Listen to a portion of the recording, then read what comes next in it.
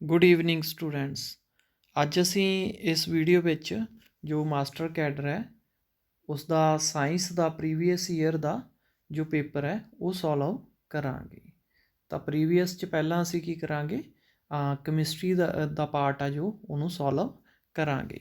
ਤਾਂ ਇਹ ਪੇਪਰ ਜੇ ਕਿਸੇ ਬੱਚੇ ਨੇ ਪਹਿਲਾਂ ਵੀ ਕਰ ਲਿਆ ਤਾਂ ਉਹ ਵੀ ਇਸ ਵੀਡੀਓ ਨੂੰ ਧਿਆਨ ਨਾਲ ਦੇਖੇ, ਕਿਉਂਕਿ ਇਸ ਵਿੱਚ ਇਸ ਪੇਪਰ ਦੇ ਨਾਲ ਨਾਲ ਜੋ ਹੋਰ ਕਨਸੈਪਟ ਹੈ ਉਹ ਵੀ ਕਾਫੀ ਕਲੀਅਰ ਹੋ ਜਾਣਗੇ।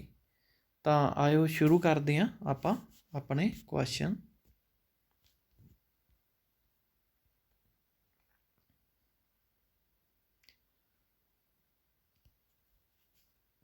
all gases will approach ideal behavior at। ਤਾਂ ਪਹਿਲਾ ਕੀ ਹੈ, low temperature and low pressure. ਦੂਸਰਾ low temperature and high pressure. ਤੀਸਰਾ ਹੈਗਾ ਗਾ high temperature and low pressure. ਚੌਥਾ ਹੈਗਾ ਗਾ ਡੀ ਆ high temperature and high pressure. ਤਾਂ ਦੇਖੋ ਜੋ ਆਈਡਲ ਬਿਹੇਵੀਅਰ ਆ ਉਹ ਗੈਸ ਕਿਸ 'ਤੇ ਬਿਹੇਵ ਕਰਦੀਆਂ। ਦੇਖੋ ਸਭ ਤੋਂ ਪਹਿਲਾਂ ਤੁਹਾਨੂੰ ਕੰਸੈਪਟ ਕਲੀਅਰ ਹੋਣਾ ਚਾਹੀਦਾ। ਜੇ ਕੰਸੈਪਟ ਕਲੀਅਰ ਆ ਤਾਂ ਇਸ 'ਤੇ ਕੋਈ ਵੀ ਕੁਐਸਚਨ ਆਉਂਦਾ ਤਾਂ ਤੁਸੀਂ ਬੜੀ ਆਸਾਨੀ ਨਾਲ ਕਰ ਸਕਦੇ ਹੋ। ਤਾਂ ਜੋ ਗੈਸ ਆ ਉਹ ਆਈਡਲ ਬਿਹੇਵ ਕਿਉਂ ਨਹੀਂ ਕਰਦੀਆਂ, ਨਾਰਮਲੀ ਨੀਅਰਲੀ ਆਈਡਲ ਬਿਹੇਵ ਕਰਦੀਆਂ ਨੇ ਕੁਝ ਗੈਸ, ਸਾਰੀਆਂ ਆਈਡਲ ਕਿਉਂ ਨਹੀਂ ਬਿਹੇਵ ਕਰਦੀਆਂ। ਉਸ ਦੇ ਦੋ ਕਾਰਨ ਸੀ। ਕਿਹੜੇ? ਜੋ ਫਾਲਟੀ ਜੰਪਸ਼ਨ ਸੀਗੀਆਂ। ਕਿਸ ਚੀਜ਼ 'ਚ ਫਾਲਟੀ ਜੰਪਸ਼ਨ ਸੀ? ਜੋ ਸੀ ਕਨੈਟਿਕ ਗੈਸ ਇਕੁਏਸ਼ਨ ਕੀਤੀ ਸੀਗੀ। ਤਾਂ ਕਨੈਟਿਕ ਗੈਸ ਥਿਊਰੀ ਸੀ ਜਿਹੜੀ, ਉਸ ਵਿੱਚ ਕੀ ਆ ਕੁਝ ਫਾਲਟੀ ਜੰਪਸ਼ਨ ਮੰਨੀਆਂ ਸੀ। ਉਸ ਕਰਕੇ ਜੋ ਗੈਸਸ ਆ ਉਹ ਕਿਸੇ ਵੀ ਲਾ ਨੂੰ ਓਬੇ ਨਹੀਂ ਕਰਦੀਆਂ ਸੀਗੀਆਂ, ਤਾਂ ਆਈਡਲੀ ਬਿਹੇਵ ਨਹੀਂ ਕਰਦੀਆਂ ਸੀ। ਤਾਂ ਸਭ ਤੋਂ ਪਹਿਲਾਂ ਅਸੀਂ ਉਹ ਫਾਲਟੀ ਜੰਪਸ਼ਨ ਆ ਉਹ ਵੀ ਪੁੱਛ ਸਕਦੇ, ਬਹੁਤ ਜ਼ਿਆਦਾ ਇੰਪੋਰਟੈਂਟ ਆ, ਉਹ ਕੀ ਸੀ। ਤਾਂ ਉਹਨਾਂ ਬਾਰੇ ਸਟੱਡੀ ਕਰਦੇ ਹਾਂ। ਉਸ ਤੋਂ ਬਾਅਦ ਇਹ ਕੁਐਸਚਨ ਆਪਣੇ ਆਪ ਹੀ ਸੌਖਾ ਹੋ ਜਾਏਗਾ। ਤਾਂ ਉਹ ਫਾਲਟੀ ਜੰਪਸ਼ਨ ਸੀ ਜਿਹੜੀ ਪਹਿਲੀ ਸੀਗੀ, ਉਹ ਕੀ ਸੀਗੀ ਕਿ ਜਿਹੜੀਆਂ ਉਹ ਇਹ ਮੰਨ ਕੇ ਚੱਲੇ ਸੀ ਜਿਹੜੀਆਂ ਗੈਸ ਆ ਉਹ ਜੋ ਵੋਲਿਊਮ ਆਕੂਪਾਈ ਕਰਦੀਆਂ, ਘੇਰਦੀਆਂ ਕਿਸੇ ਵੀ ਕੰਟੇਨਰ ਦੇ ਮੁਕਾਬਲੇ। ਜੇ ਅਸੀਂ ਦੇਖੀਏ ਇਹ ਗੈਸ ਆ ਮੰਨ ਲਓ ਇੱਕ ਕੰਟੇਨਰ 'ਚ, ਤਾਂ ਇਹਨਾਂ ਨੇ ਕਿੰਨਾ ਵੋਲਿਊਮ ਆਕੂਪਾਈ ਕੀਤਾ। ਤਾਂ ਪੂਰੇ ਜੇ ਕੰਟੇਨਰ ਦੀ ਗੱਲ ਕਰੀਏ ਤਾਂ ਇਸ ਵਿੱਚ ਬਹੁਤ ਥੋੜ੍ਹਾ ਵੋਲਿਊਮ ਆ ਜੋ ਇਹ ਆਕੂਪਾਈ ਕੀਤਾ। ਤਾਂ ਕੀ ਆ, ਜੇ ਇੱਕ ਪਾਰਟੀਕਲ ਨੂੰ ਮੰਨ ਲਈਏ, ਇੱਕ ਪਾਰਟੀਕਲ ਇਹ ਪਿਆ ਗਾ, ਤਾਂ ਇਹ ਪਾਰਟੀਕਲ ਲਈ ਇਹ ਸਾਰੀ ਜਗ੍ਹਾ ਖਾਲੀ ਆ, ਇਹ ਮੰਨ ਕੇ ਚੱਲੇ ਸੀ। ਪਰ ਐਕਚੁਅਲ 'ਚ ਤਾਂ ਇਹ ਹੁੰਦਾ ਨਹੀਂ ਗਾ। ਅਸਲ 'ਚ ਤਾਂ ਕੁਛ ਜਗ੍ਹਾ ਤਾਂ ਘੇਰੀ ਆ, ਭਾਵੇਂ ਪਾਰਟੀਕਲ ਨੇ ਕਿੰਨੀ ਵੀ ਘੇਰੀ ਆ, ਤਾਂ ਕੁਛ ਜਗ੍ਹਾ ਤਾਂ ਉਸ ਨੇ ਆਕੂਪਾਈ ਕੀਤੀ ਹੋਈ ਹੈ ਨਾ। ਤਾਂ ਇਸ ਲਈ ਕੀ ਆ, ਇਹ ਇੱਕ ਫਲਟੀ ਜੰਪਸ਼ਨ ਸੀ। ਦੂਸਰੀ ਫਲਟੀ ਜੰਪਸ਼ਨ ਕੀ ਸੀਗੀ ਕਿ ਜਿਹੜੇ ਗੈਸ ਦੇ ਪਾਰਟੀਕਲ ਆ ਉਹਨਾਂ 'ਚ ਕੋਈ ਵੀ ਫੋਰਸ ਆਫ ਅਟਰੈਕਸ਼ਨ ਜਾਂ ਰਿਪਲਸ਼ਨ ਨਹੀਂ ਹੁੰਦੀ। ਤਾਂ ਅਸੀਂ ਮੰਨਦੇ ਹਾਂ ਵੀ ਬਹੁਤ ਥੋੜ੍ਹੀ ਹੁੰਦੀ ਹੈ, ਨੈਗਲੀਜੀਬਲ ਹੁੰਦੀ ਹੈ, ਪਰ ਕੁਛ ਤਾਂ ਹੁੰਦੀ ਆ। ਇਹ ਵੀ ਇੱਕ ਫਲਟੀ ਜੰਪਸ਼ਨ ਸੀ। ਹੁਣ ਇਹ ਫਲਟੀ ਜੰਪਸ਼ਨ ਕਦੋਂ ਸਹੀ ਬਣ ਜਾਂਦੀਆਂ, ਕਦੋਂ ਅਸੀਂ ਇਹਨਾਂ ਨੂੰ ਕਰੈਕਟ ਮੰਨ ਸਕਦੇ ਹਾਂ? ਤਾਂ ਯਾਦ ਰੱਖਿਓ, ਹਾਈ ਟੈਂਪਰੇਚਰ 'ਤੇ ਪਹਿਲਾਂ ਹਾਈ ਟੈਂਪਰੇਚਰ 'ਤੇ ਆ ਜਿਹੜੀ ਇਹ ਦੂਸਰੀ ਜੰਪਸ਼ਨ ਆ ਉਹ ਸਹੀ ਬਣ ਜਾਂਦੀ ਹੈ। ਕਿਉਂ ਬਣ ਜਾਂਦੀ ਆ? ਕਿਉਂਕਿ ਹਾਈ ਟੈਂਪਰੇਚਰ 'ਤੇ ਜਿਹੜੇ ਪਾਰਟੀਕਲ ਹੁੰਦੇ ਆ ਉਹਨਾਂ ਕੋਲ ਇੰਨੀ ਜ਼ਿਆਦਾ ਕੈਨੇਟਿਕ ਐਨਰਜੀ ਹੁੰਦੀ ਆ, ਇੰਨੀ ਜ਼ਿਆਦਾ ਪਾਰਟੀਕਲ ਐਨਰਜੀ ਨਾਲ ਮੂਵ ਕਰ ਰਹੇ ਹੁੰਦੇ ਆ, ਅਤੇ ਉਹਨਾਂ ਵਿਚਲੀ ਅਟਰੈਕਸ਼ਨ ਅਸੀਂ ਨਾ ਦੇ ਬਰਾਬਰ ਮੰਨ ਸਕਦੇ ਹਾਂ। ਇਹਦਾ ਮਤਲਬ ਪਹਿਲੀ ਕੰਡੀਸ਼ਨ ਆ ਹਾਈ ਟੈਂਪਰੇਚਰ 'ਤੇ ਗੈਸ ਆਈਡਲੀ ਬਿਹੇਵ ਕਰ ਸਕਦੀ ਆ, ਮਤਲਬ ਨੀਅਰਲੀ ਆਈਡਲੀ ਬਿਹੇਵ ਕਰੇਗੀ। ਦੂਸਰਾ ਕੀ ਆ, ਜਦੋਂ ਪ੍ਰੈਸ਼ਰ ਬਹੁਤ ਜ਼ਿਆਦਾ ਲੋ ਆ, ਤਾਂ ਦੇਖੋ ਜੇ ਪ੍ਰੈਸ਼ਰ ਬਹੁਤ ਜ਼ਿਆਦਾ ਲੋ ਆ ਤਾਂ ਪਾਰਟੀਕਲ ਕੀ ਹੋਣਗੇ, ਇੱਕ ਦੂਸਰੇ ਤੋਂ ਬਹੁਤ ਦੂਰ ਦੂਰ ਹੋਣਗੇ। ਤਾਂ ਪਾਰਟੀਕਲ ਦੂਰ ਦੂਰ ਹੋਣਗੇ ਤਾਂ ਅਸੀਂ ਜੋ ਗੈਸ ਦੇ ਪਾਰਟੀਕਲਾਂ ਨੇ ਵੋਲਿਊਮ ਆਕੂਪਾਈ ਕੀਤਾ, ਘੇਰਿਆ, ਉਹ ਅਸੀਂ ਕੀ ਮੰਨ ਸਕਦੇ ਹਾਂ? ਨੈਗਲੀਜੀਬਲ ਮੰਨ ਸਕਦੇ ਹਾਂ। ਇਹਦਾ ਮਤਲਬ ਦੋ ਕੇਸ ਹੈ ਜਿੱਥੇ ਗੈਸ ਆਈਡਲੀ ਬਿਹੇਵ ਕਰੇਗੀ, ਕਿੱਥੇ ਕਿੱਥੇ? ਲੋ ਪ੍ਰੈਸ਼ਰ ਐਂਡ ਹਾਈ ਟੈਂਪਰੇਚਰ। ਤਾਂ ਅਸੀਂ ਦੇਖ ਲੈਂਦੇ ਹਾਂ ਸਾਡਾ ਕਿਹੜਾ ਬਣਦਾ। ਤਾਂ ਲੋ ਪ੍ਰੈਸ਼ਰ ਹਾਈ ਟੈਂਪਰੇਚਰ, ਤਾਂ ਸੀ ਸਾਡਾ ਆਪਸ਼ਨ ਹੈ ਜੋ ਉਹ ਸਹੀ ਹੋਣਾ ਚਾਹੀਦਾ। ਨੈਕਸਟ ਹੈਗਾ the volume occupied by 5 gram of acetylene gas at 50 degree Celsius and 740 mm pressure। ਤਾਂ ਇਸ ਨੂੰ ਸੋਲਵ ਕਰਨ ਦਾ ਲਈ ਅਸੀਂ ਫਾਰਮੂਲਾ ਕਿਹੜਾ ਯੂਜ਼ ਕਰਾਂਗੇ? Pb = nRT। ਤਾਂ ਇਸ ਲਈ ਸਾਡੇ ਕੋਲ ਜੋ ਪ੍ਰੈਸ਼ਰ ਹੈ ਉਹ ਵੀ ਦਿੱਤਾ ਹੋਇਆ ਕਿੰਨਾ? 740 ਆ। MM 'ਚ ਇਸ ਨੂੰ ਐਟਮੋਸਫੀਅਰ 'ਚ ਆਪਾਂ ਚੇਂਜ ਕਰ ਲਾਂਗੇ 760 ਨਾਲ ਡਿਵਾਈਡ ਕਰਕੇ। ਸੈਕਿੰਡ 'ਤੇ ਜੋ ਵੋਲਿਊਮ ਆ ਤਾਂ ਉਹ ਅਸੀਂ ਫਾਈਂਡ ਆਊਟ ਕਰਨਾ। ਐਨ ਨੰਬਰ ਆਫ ਮੋਲਸ ਅਸੀਂ ਕੱਢ ਲਾਂਗੇ ਕਿੰਨੇ ਗ੍ਰਾਮ ਆ ਸਾਡੀ 5 ਗ੍ਰਾਮ ਆ, ਤਾਂ ਉਸ ਨੂੰ ਕਿਸ ਨਾਲ ਡਿਵਾਈਡ ਕਰਕੇ ਮੋਲੀਕੂਲਰ ਮਾਸ, ਸਟਾਈਲੀਨ ਦਾ ਮੋਲੀਕੂਲਰ ਮਾਸ ਹੈ ਉਹ ਅਸੀਂ ਕੈਲਕੂਲੇਟ ਕਰ ਲਾਂਗੇ। ਤਾਂ ਸਟਾਈਲੀਨ 'ਚ ਕੀ ਹੁੰਦਾ ਸੀ ਡਬਲ ਬੌਂਡ ਸੀ ਐਚ ਐਚ, ਤਾਂ 2 ਕਾਰਬਨ ਹੁੰਦੇ ਨੇ ਅਤੇ 2 ਹਾਈਡਰੋਜਨ ਹੁੰਦੇ ਨੇ। ਤਾਂ 2 ਕਾਰਬਨ ਦਾ ਮਾਸ ਕਿੰਨਾ ਹੋ ਗਿਆ 12 12 24, ਅਤੇ 2 ਹਾਈਡਰੋਜਨ ਦਾ 2 ਹੋ ਗਿਆ, ਤਾਂ ਕਿੰਨਾ ਹੋ ਜਾਏਗਾ 26। ਤਾਂ ਇਹ ਸਾਡੇ 5/26 ਕੀ ਆ ਜਾਣਗੇ ਨੰਬਰ ਆਫ ਮੋਲਸ ਆ ਜਾਣਗੇ। ਉਸ ਤੋਂ ਬਾਅਦ ਆਰ ਦੀ ਵੈਲੂ ਕੌਂਸਟੈਂਟ ਆ ਪਤਾ ਹੈ, ਤਾਂ ਟੈਂਪਰੇਚਰ ਸਾਨੂੰ ਡਿਗਰੀ ਸੈਲਸੀਅਸ 'ਚ ਦਿੱਤਾ, ਤਾਂ ਇਹਨੂੰ ਕੈਲਵਿਨ 'ਚ ਚੇਂਜ ਕਰ ਲਾਂਗੇ, ਤਾਂ ਸਾਡੀ ਕੈਲਕੂਲੇਸ਼ਨ ਆ ਜਾਏਗੀ। ਤਾਂ ਸਾਡੀ ਪ੍ਰੋਪਰ ਕੈਲਕੂਲੇਸ਼ਨ ਕੀ ਹੋਏਗੀ, ਹਾਂਜੀ, ਤਾਂ ਪੀ ਵੀ ਇਕੁਅਲ ਟੂ NRT ਅਪਲਾਈ ਕਰਨਾ। ਤਾਂ ਮਾਸ ਸਟਾਈਲੀਨ ਦਾ ਕੈਲਕੂਲੇਟ, ਕਿਉਂਕਿ ਫਾਰਮੂਲਾ ਕੀ ਹੁੰਦਾ ਸੀ ਟ੍ਰਿਪਲ ਬੌਂਡ ਸੀ, ਤਾਂ 2 H ਹੁੰਦੇ ਨੇ, ਕਿਉਂਕਿ 4 ਬੌਂਡ ਅਸੀਂ ਕਾਰਬਨ ਦੇ ਪੂਰੇ ਕਰਨੇ ਆ, ਤਾਂ ਕਿੰਨਾ ਆਏਗਾ 26। ਤਾਂ ਮੋਲ ਕਿਵੇਂ ਕੱਢਦੇ ਆ, ਗਿਵਨ ਮਾਸ ਅਪੋਨ ਮੋਲੀਕੂਲਰ ਮਾਸ। ਗਿਵਨ ਮਾਸ ਸਾਨੂੰ 5 ਦਿੱਤਾ ਹੋਇਆ, ਅਤੇ ਮੋਲੀਕੂਲਰ ਮਾਸ ਇਸ ਦਾ ਕਿੰਨਾ ਆ ਜਾਏਗਾ 26।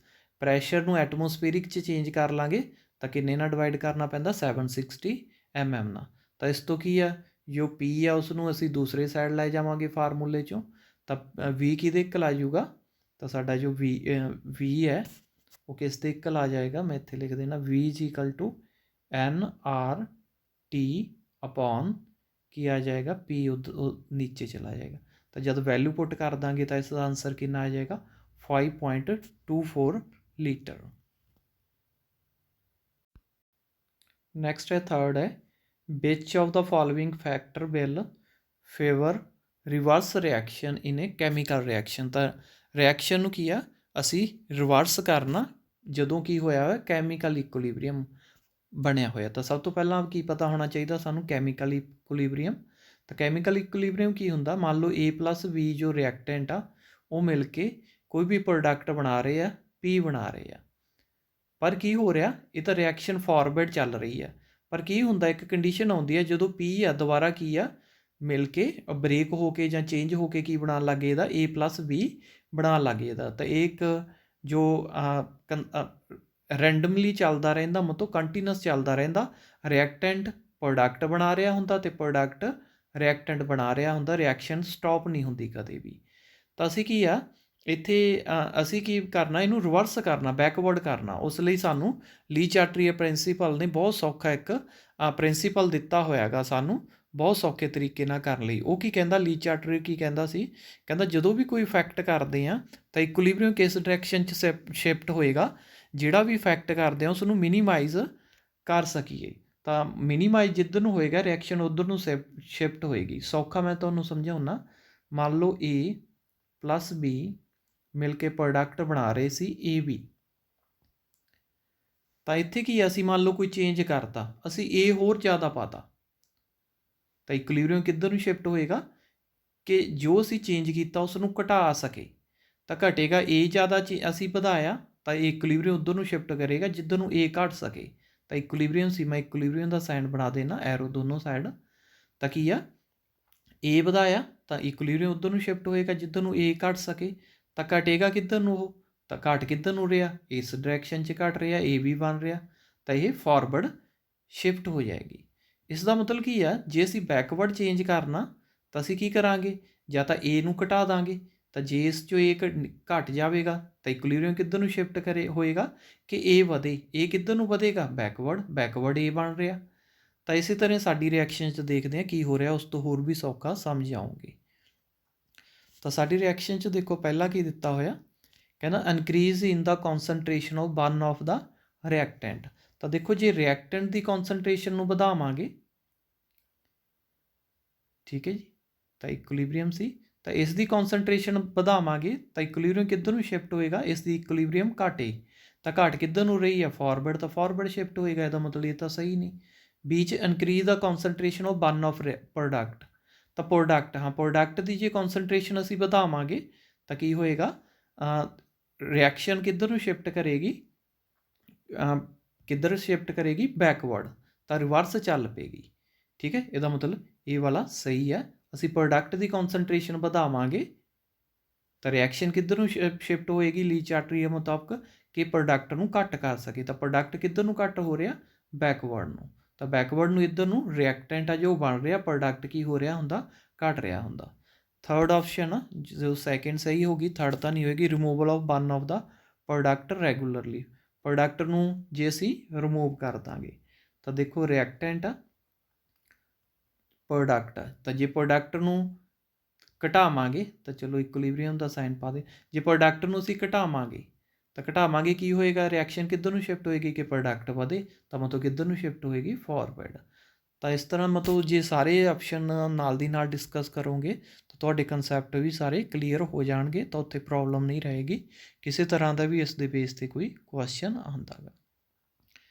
ਨੈਕਸਟ ਹੈਗਾ theory of active mass indicate that rate of chemical reaction directly proportional.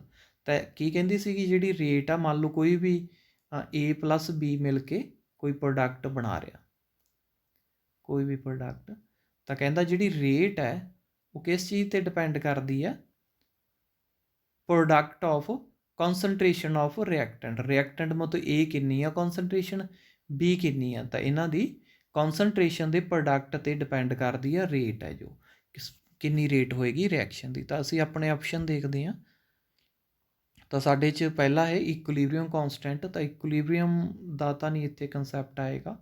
Property of reactant ਨਹੀਂ, ਪ੍ਰੋਪਰਟੀ 'ਤੇ ਨਹੀਂ ਡਿਪੈਂਡ ਕਰਦਾ। ਕੌਨਸਨਟ੍ਰੇਸ਼ਨ ਆਫ ਰਿਐਕਟੈਂਟ, ਤਾਂ C ਆਪਸ਼ਨ ਸਾਡਾ ਦਿੱਤਾ ਹੋਇਆ, ਕੌਨਸਨਟ੍ਰੇਸ਼ਨ ਆਫ ਰਿਐਕਟੈਂਟ 'ਤੇ ਡਿਪੈਂਡ ਕਰੇਗਾ।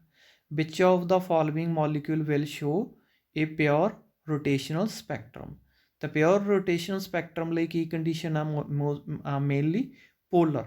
ਤਾਂ ਪੋਲਰ ਹੋਣਾ ਚਾਹੀਦਾ, ਪੋਲਰ ਵੀ ਕਿਹੜਾ, ਪਰਮਾਨੈਂਟਲੀ ਪੋਲਰ ਹੋਣਾ ਚਾਹੀਦਾ। ਤਾਂ H2 ਤਾਂ ਸਾਨੂੰ ਪਤਾ ਪੋਲਰ ਹੀ ਨਹੀਂ, ਤਾਂ ਕਾਰਬਨ ਮੋਨੋਆਕਸਾਈਡ ਹਾਂ ਪੋਲਰ ਹੈਗੀ ਆ, ਤਾਂ ਇਹ ਸਾਡਾ ਕੀ ਆਏਗਾ, ਆਨਸਰ ਆਏਗਾ। ਅਮੋਨੀਅਮ ਕਲੋਰਾਈਡ ਆ ਜੋ, ਤਾਂ ਇਹ ਸਾਡਾ ਕੀ ਆ, ਆਇਨਿਕ ਹੈ, ਇਸ ਨੂੰ ਨਹੀਂ ਅਸੀਂ ਲੈ ਸਕਦੇ। ਥਰਡ 'ਤੇ ਜੋ ਵਾਟਰ ਔਰ ਲਿਕੁਇਡ ਫਾਰਮ 'ਚ ਆ, ਨਾ ਮੇਨਲੀ ਜਿਹੜੇ ਮਤਲਬ ਜੋ ਐਟਮ ਵਾਲੇ ਹੁੰਦੇ ਆ, ਮਤਲਬ ਡਾਈ ਐਟੋਮਿਕ ਮੋਲੀਕਿਊਲ ਹੁੰਦੇ ਆ, ਜ਼ਿਆਦਾ ਉਹੀ ਕੀ ਸ਼ੋਅ ਕਰਦੇ ਨੇ, ਜੋ ਸਾਡਾ ਪਿਓਰ ਰੋਟੇਸ਼ਨਲ ਸਪੈਕਟਰਮ ਆ ਉਹ ਸ਼ੋਅ ਕਰਦੇ ਆ। ਤਾਂ ਸਾਡਾ B ਆਪਸ਼ਨ ਹੋਏਗਾ CO2। ਨੈਕਸਟ ਹੈਗਾ ਸਾਡਾ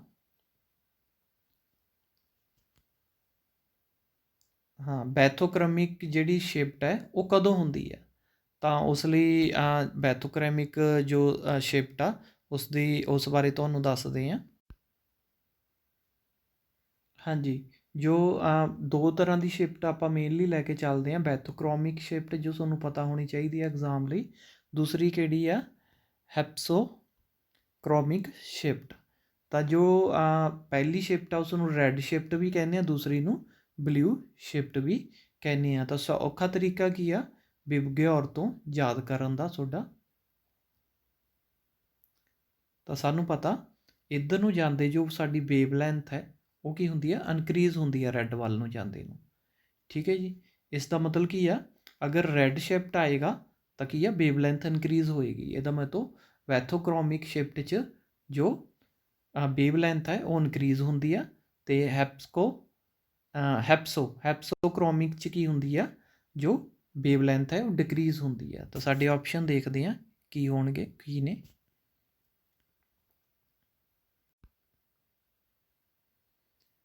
ਇਹ shift of lambda maximum to longer wave length. ਹਾਂਜੀ, ਤਾਂ ਜੋ ਮੈਕਸੀਮਮ ਵੇਵ ਲੈਂਥ ਆ ਉਹ ਕਿਹਦੇ ਵੱਲ ਚੇਂਜ ਹੁੰਦੀ ਆ, ਲੌਂਗਰ ਵੇਵ ਲੈਂਥ ਵੱਲ। ਤਾਂ ਇਸ ਦਾ ਇਹ ਆਪਸ਼ਨ ਹੋਏਗਾ 6th ਦਾ। ਉਸ ਤੋਂ ਬਾਅਦ 7th ਦੇਖਦੇ ਹਾਂ। Which of the following statement is correct. ਤਾਂ ਕਹਿੰਦਾ ਐਂਜ਼ਾਈਮ ਆਰ ਇਨ ਕੋਲਾਈਡਲ ਸਟੇਟ। ਹਾਂ, ਤਾਂ ਐਂਜ਼ਾਈਮ ਆ ਜੋ ਪ੍ਰੋਟੀਨ ਹੀ ਹੁੰਦੀਆਂ ਨੇ, ਲਾਰਜ ਸਾਈਜ਼ ਵਾਲੀਆਂ, ਵਾਟਰ ਸੋਲੇਬਲ ਨਹੀਂ, ਤਾਂ ਕੋਲਾਈਡਲ ਸਟੇਟ ਦੀ ਫਾਰਮ 'ਚ ਹੀ ਹੁੰਦੀਆਂ ਨੇ। ਤਾਂ ਇਹਦਾ ਮਤਲਬ ਇਹ ਤਾਂ ਸਹੀ ਹੈ। ਦੂਸਰਾ ਐਂਜ਼ਾਈਮ ਆਰ ਕੈਟਲਿਸਟ। ਹਾਂ, ਤਾਂ ਐਂਜ਼ਾਈਮ ਹੀ ਆ ਜਿਨ੍ਹਾਂ ਨੂੰ ਅਸੀਂ ਬਾਇਓਲੋਜੀਕਲ ਕੈਟਲਿਸਟ ਕਹਿੰਦੇ ਹਾਂ। Second, enzyme can catalyse any reaction. ਨਹੀਂ, ਇਹ ਵਾਲੀ ਜੋ ਆਪਸ਼ਨ ਆ ਉਹ ਰੋਂਗ ਹੈ, ਕਿਉਂਕਿ ਜਿਹੜੇ ਐਂਜ਼ਾਈਮ ਹੁੰਦੇ ਆ ਤਾਂ ਇਹਨਾਂ ਦੀ ਇੱਕ ਸਪੈਸ਼ਲ ਪ੍ਰੋਪਰਟੀ ਆ, ਕੀ ਹੈ, ਇਹ ਸਪੈਸੀਫਿਕ ਇਨ ਨੇਚਰ ਹੁੰਦੇ ਆ। ਸਪੈਸੀਫਿਕ ਦਾ ਮਤਲਬ ਕੀ ਹੁੰਦਾ ਗਾ, ਇੱਕ ਜਿਹੜਾ ਐਂਜ਼ਾਈਮ ਆ ਉਹ ਸਪੈਸ਼ਲ ਰਿਐਕਸ਼ਨ ਨੂੰ ਕੈਟੇਲਾਈਜ਼ ਕਰ ਸਕਦਾ ਹੁੰਦਾ। ਤਾਂ ਇਹ ਨਹੀਂ ਵੀ ਹਰੇਕ ਰਿਐਕਸ਼ਨ ਨੂੰ ਕੈਟੇਲਾਈਜ਼ ਕਰ ਦੇਗਾ, ਤਾਂ ਸਾਡਾ ਇਹ ਆਪਸ਼ਨ ਰੋਂਗ ਹੈ। यूरेज ਤਾਂ ਸਾਨੂੰ यूरिया ਦੀ जो प्रोडक्ट ਬਣਾਉਂਦਾ ਤਾਂ ਉਹ ਤਾਂ ਇੱਕ ਐਂਜ਼ਾਈਮ ਹੈਗਾ ਹੀ ਆ। ਤਾਂ ਡੀ ਆਪਸ਼ਨ ਆ ਜਿਹੜੀ ਇਹ ਵੀ ਕਰੈਕਟ ਆ। ਇਹਦਾ ਮਤਲਬ ਜੋ ਇਹਨਾਂ ਨੇ ਰੋਂਗ ਪੁੱਛਿਆ ਸੀ ਇਸ ਵਿੱਚ ਇਨਕਰੈਕਟ ਕਿਹੜੀ ਆ, ਤਾਂ ਸਾਡੀ ਸੀ ਆਪਸ਼ਨ ਆ ਉਹ ਰੋਂਗ ਹੈ। ਕਿਉਂਕਿ ਜਿਹੜਾ ਇੱਕ ਕੈਟਲਿਸਟ ਆ ਕਿਹੜਾ ਐਂਜ਼ਾਈਮ ਆ, ਜਦੋਂ ਕੈਟਲਿਸਟ ਐਕਟ ਕਰਦਾ ਤਾਂ ਉਹ ਕੀ ਹੁੰਦਾ, ਇੱਕ ਸਪੈਸੀਫਿਕ ਹੁੰਦਾ। ਸਪੈਸੀਫਿਕ ਦਾ ਮਤਲਬ ਕੀ ਹੁੰਦਾ, ਇੱਕ ਸਪੈਸੀਫਿਕ ਰਿਐਕਸ਼ਨ ਲਈ ਅਸੀਂ ਇੱਕ ਸਪੈਸ਼ਲ ਕੈਟਲਿਸਟ ਨੂੰ ਕੀ ਕਰਾਂਗੇ, ਯੂਜ਼ ਕਰਾਂਗੇ। ਇੱਕ ਸਪੈਸ਼ਲ ਕੈਟਲਿਸਟ ਐਂਜ਼ਾਈਮ ਆ ਉਹ ਐਕਟ ਕਰੇਗਾ ਇੱਕ ਸਪੈਸ਼ਲ ਰਿਐਕਸ਼ਨ ਲਈ ਹੋਵੇਗਾ। ਨੈਕਸਟ ਦੇਖਦੇ ਹਾਂ। ਤਾਂ ਇਹ ਤਾਂ ਬਹੁਤ ਸਿੰਪਲ ਹੈ ਕੁਐਸਚਨ ਹੈ, ਛੋਟੀਆਂ ਕਲਾਸਾਂ ਵਾਲਾ ਇਨਵਾਇਰਮੈਂਟ ਦਾ ਹੀ ਹੈ। Global warming can be reduced by, ਤਾਂ ਕਿਵੇਂ ਰਿਡਿਊਸ ਕਰਦੇ ਹਾਂ, ਪਲਾਂਟਿੰਗ ਦਾ ਮੋਰ ਟਰੀਜ਼। ਹਾਂਜੀ, ਜੇ ਜ਼ਿਆਦਾ ਟਰੀ ਮਤਲਬ ਪਲਾਂਟ ਕਰਾਂਗੇ ਤਾਂ ਕੀ ਹੋਏਗਾ, ਕਾਰਬਨ ਡਾਈਆਕਸਾਈਡ ਹੈ ਜਿਹੜਾ ਉਸ ਦਾ ਲੈਵਲ ਘਟੇਗਾ, ਤਾਂ ਉਸ ਦਾ ਲੈਵਲ ਘਟੇਗਾ ਤਾਂ ਗਲੋਬਲ ਵਾਰਮਿੰਗ ਵੀ ਘਟੇਗੀ। ਡਿਕਰੀਜ਼ ਯੂਜ਼ ਆਫ ਆਟੋਮੋਬਾਈਲ, ਇਸ ਦਾ ਵੀ ਸੇਮ ਹੀ ਆ। ਤਾਂ ਜਿਹੜੀਆਂ ਗਲੋਬਲ ਵਾਰਮਿੰਗ ਗੈਸਿਸ ਨੇ ਉਹ ਵੀ ਕੀ ਹੈ, ਡਿਕਰੀਜ਼ ਹੋਣਗੀਆਂ। ਜਿਹੜੀਆਂ ਕੀ ਹੈ ਗਲੋਬਲ ਵਾਰਮਿੰਗ ਦਾ ਕੌਜ਼ ਬਣਦੀਆਂ, ਵਹੀਕਲ 'ਚੋਂ ਨਿਕਲਦੀਆਂ burning out of the fuel ਕਰਕੇ ਜੋ ਹੁੰਦੀਆਂ ਨੇ, ਤਾਂ ਉਹ ਵੀ ਕੀ ਹੋਏਗਾ। ਤਾਂ ਇਸ ਦਾ ਮਤਲਬ 2 ਆਪਸ਼ਨ ਸਹੀ ਹੈ, ਤਾਂ ਥਰਡ ਤਾਂ ਸਹੀ ਹੋਣੀ ਹੈ। ਤਾਂ ਮਤਲਬ ਕੀ ਆਏਗਾ, ਆਲ ਦਾ 3 ਅਬਵ। ਅੱਛਾ ਓਕੇ, ਅੱਛਾ 3 ਲਿਖਤਾ ਇਹਨਾਂ ਨੇ, ਤਾਂ ਹਾਂ 3 ਆ ਗਏ, ਤਾਂ ਸਾਰੇ ਦੇ ਸਾਰੇ ਹੀ ਆਪਸ਼ਨ ਇਹਦੇ ਸਹੀ ਹੋਣਗੇ। ਨੈਕਸਟ ਹੈ 9th ਦੇਖਦੇ ਹਾਂ, ਏਅਰ ਪੋਲਿਊਸ਼ਨ। ਤਾਂ ਏਅਰ ਪੋਲਿਊਸ਼ਨ ਕਿਸ ਦੁਆਰਾ ਹੁੰਦਾ, ਤਾਂ ਇਸ ਵਿੱਚ ਵੀ ਸਾਰੇ ਹੀ ਆਪਸ਼ਨ ਨੇ ਏਅਰ ਪੋਲਿਊਸ਼ਨ ਵਾਲੇ, ਤਾਂ ਬਹੁਤ ਸੌਖਾ ਹੈ। ਲਾਸਟ 10th ਦੇਖਦੇ ਹਾਂ। ਤਾਂ 10th 'ਚ ਕੀ ਹੈ, nucleus is stable up to N/P ratio. ਤਾਂ ਯਾਦ ਰੱਖਿਓ, ਜਦੋਂ N/P, N ਮਤਲਬ ਨਿਊਟਰੋਨ, P ਮਤਲਬ ਪ੍ਰੋਟੋਨ, ਤਾਂ ਨਿਊਟਰੋਨ ਪ੍ਰੋਟੋਨ ਰੇਸ਼ੋ 1.1 ਤੋਂ ਲੈ ਕੇ 1.5 ਤੱਕ ਹੁੰਦੀ ਹੈ। ਜਦੋਂ ਤੱਕ ਉਦੋਂ ਤੱਕ ਜਿਹੜਾ ਸਾਡਾ ਨਿਊਕਲੀਅਸ ਆ ਉਹ ਬਹੁਤ ਜ਼ਿਆਦਾ ਕੀ ਹੁੰਦਾ, ਸਟੇਬਲ ਹੁੰਦਾ ਗਾ। ਤਾਂ ਇਸ ਦਾ ਮਤਲਬ ਕੀ ਹੈ, 1.1 ਤੋਂ 1.5 ਦੇ ਵਿਚਾਲੇ ਕਿਹੜਾ ਆਏਗਾ, 1.4। ਤਾਂ 1.4 ਵੇਲੇ ਕੀ ਹੋਏਗਾ, ਨਿਊਕਲੀਅਸ ਸਟੇਬਲ ਹੋਏਗਾ। ਇਹ ਡਾਇਗਰਾਮ ਤੋਂ ਵੀ ਤੁਹਾਨੂੰ ਕਲੀਅਰ ਹੋ ਜਾਏਗਾ ਨੈਕਸਟ ਡਾਇਗਰਾਮ ਤੋਂ। ਹਾਂਜੀ, ਇਹ ਸਾਡੀ ਕੀ ਆ, ਜੋ ਰੈੱਡ 'ਚ ਡਾਟ ਦਿਖਾ ਰਹੇ ਨੇ ਇਹ ਵਾਲੇ ਨੇ, ਤਾਂ ਇਹ ਜਿਹੜੀ ਲਾਈਨ ਆ ਸਾਡੀ ਜਾ ਰਹੀ ਹੈ, ਇਹ ਸਟੇਬਿਲਿਟੀ ਕਰਵ ਹੈ। ਤਾਂ ਜਦੋਂ ਵੀ ਨਿਊਕਲੀਅਸ ਮਤਲਬ ਨਿਊਟਰੋਨ ਅਪੋਨ ਪ੍ਰੋਟੋਨ, ਮਤਲਬ ਕਿੰਨੇ ਨਿਊਟਰੋਨ ਨੇ ਕਿਸੇ ਐਟਮ 'ਚ, ਅਤੇ ਉਸਨੂੰ ਉਸ ਦੇ ਵਿਚਲੇ ਪ੍ਰੋਟੋਨ ਨਾਲ ਡਿਵਾਈਡ ਕਰਦੇ ਹਾਂ, ਤਾਂ ਜਦੋਂ ਇਹ ਰੇਸ਼ੋ ਇਹਨਾਂ ਦੇ ਵਿਚਕਾਰ ਆਉਂਦੀ ਆ, ਤਾਂ ਇਸ ਕਰਵ ਦੇ ਉੱਪਰ ਆਉਂਦੀ ਆ, ਤਾਂ ਨਿਊਕਲੀਅਸ ਕੀ ਹੁੰਦਾ, ਸਟੇਬਲ ਹੁੰਦਾ ਗਾ। ਇਹ ਜਿਹੜੀ ਕਰਵ ਆ ਉਦੋਂ ਦਿੱਤੀ ਹੋਈ ਆ ਜਦੋਂ ਨਿਊਟਰੋਨ ਅਤੇ ਪ੍ਰੋਟੋਨ ਰੇਸ਼ੋ ਆ 1:1 ਆ। ਮਤਲਬ ਕਿਸੇ ਐਟਮ 'ਚ ਜਿੰਨੇ ਪ੍ਰੋਟੋਨ ਨੇ ਉਨੇ ਹੀ ਨਿਊਟਰੋਨ ਹੋਣ, ਤਾਂ ਰੇਸ਼ੋ ਹੈ ਜੋ ਉਹ ਕਿੰਨੀ ਆਏਗੀ, 1:1 ਆਏਗੀ। ਤਾਂ ਇਹ ਕਿਸ ਦੀ ਕਰਵ ਹੈ, ਜੋ ਇਹ ਵਾਲੀ ਹੈ, ਇਹ 1:1 ਵਾਲੇ ਦੀ ਆ। ਤਾਂ ਅਸੀਂ ਸਟੇਬਲ ਦੀ ਦੱਸਣੀ ਆ, ਤਾਂ ਸਟੇਬਲ ਦੀ ਕਰਵ ਇਸ ਤਰ੍ਹਾਂ ਜਾਂਦੀ ਹੈ। ਠੀਕ ਹੈ, ਤਾਂ ਦੇਖੋ ਪਹਿਲਾਂ ਕਿੰਨੀ ਹੁੰਦੀ ਆ, ਸਟਾਰਟਿੰਗ ਵੇਲੇ ਇੱਥੇ ਜੇ ਹੁੰਦੀ ਆ 1.1 ਦੇ ਨੇੜੇ। ਠੀਕ ਹੈ ਜੀ, ਮਤਲਬ ਕਿਹੜੀ, ਨਿਊਟਰੋਨ ਪ੍ਰੋਟੋਨ, ਮਤਲਬ ਨਿਊਟਰੋਨ ਥੋੜ੍ਹੇ ਜ਼ਿਆਦਾ ਹੁੰਦੇ ਆ ਕਿਹਦੇ ਮੁਕਾਬਲੇ, ਪ੍ਰੋਟੋਨ, ਕਿਉਂਕਿ ਪੋਜ਼ੀਟਿਵ ਪ੍ਰੋਟੋਨ ਨੂੰ ਫੇਰ ਹੀ ਸਟੇਬਲ ਰੱਖਣਗੇ। ਪਰ ਜਿਵੇਂ ਜਿਵੇਂ ਦੇਖੋ ਉੱਪਰ ਜਾਈ ਜਾਂਦੇ ਆ, ਤਾਂ ਇਹ ਕਿੱਥੋਂ ਤੱਕ ਪਹੁੰਚ ਜਾਂਦੀ ਆ, ਦੇਖੋ ਇੱਥੇ ਦੇਖੋਗੇ ਤੁਸੀਂ, ਤਾਂ 1.5, ਮੈਂ ਦੁਬਾਰਾ ਮਾਰਕ ਉੱਪਰ ਹੋ ਗਿਆ ਸੀ, ਤਾਂ ਇੱਥੋਂ ਦੇਖੋਗੇ 1.5 ਤੱਕ ਪਹੁੰਚ ਜਾਂਦੀ ਹੈ। ਤਾਂ ਇਸ ਦਾ ਮਤਲਬ ਕੀ ਆ, 1.1 ਤੋਂ ਲੈ ਕੇ 1.5 ਰੇਸ਼ੋ ਆ, ਉਦੋਂ ਤੱਕ ਨਿਊਕਲੀਅਸ ਸਟੇਬਲ ਹੁੰਦਾ। ਜਿੰਨੇ ਹਾਇਰ ਹੋਣਗੇ ਉੱਥੇ ਨਿਊਟਰੋਨ ਸਾਨੂੰ ਜ਼ਿਆਦਾ ਚਾਹੀਦੇ ਨੇ। ਜ਼ਿਆਦਾ ਕਿਉਂ ਚਾਹੀਦੇ ਨੇ, ਕਿਉਂਕਿ ਨਿਊਟਰੋਨ ਜ਼ਿਆਦਾ ਤਾਂ ਨਿਊਕਲੀਅਸ ਨੂੰ ਜ਼ਿਆਦਾ ਕੀ ਰੱਖਣਗੇ, ਸਟੇਬਲ ਰੱਖਣਗੇ, ਕਿਉਂਕਿ ਪੋਜ਼ੀਟਿਵ ਪ੍ਰੋਟੋਨ ਨੂੰ ਸਟੇਬਲ ਰੱਖਣਗੇ। ਤਾਂ ਨਿਊਟਰੋਨ ਦੀ ਸੰਖਿਆ ਉੱਥੇ ਸਾਨੂੰ ਜ਼ਿਆਦਾ ਚਾਹੀਦੀ ਹੁੰਦੀ ਹੈ। ਤਾਂ ਅੱਜ ਦੀ ਵੀਡੀਓ ਵਿੱਚ ਇੰਨਾ ਹੀ। ਤਾਂ ਨੈਕਸਟ ਵੀਡੀਓ ਵੀ ਮਤਲਬ ਜਲਦੀ ਅਸੀਂ ਦੇਵਾਂਗੇ ਤੁਹਾਨੂੰ। ਤਾਂ ਜੇ ਵੀਡੀਓ ਚੰਗੀ ਲੱਗੀ ਤਾਂ ਲਾਈਕ ਕਰਨਾ, ਤਾਂ ਹੀ ਸਾਨੂੰ ਮਤਲਬ ਮੋਟੀਵੇਟ ਹੋਵਾਂਗੇ ਨੈਕਸਟ ਵੀਡੀਓ ਲਈ ਜਲਦੀ ਤੁਹਾਡੇ ਨੂੰ ਮਤਲਬ ਅਵੇਲੇਬਲ ਹੋਵੇਗੀ। Thank you.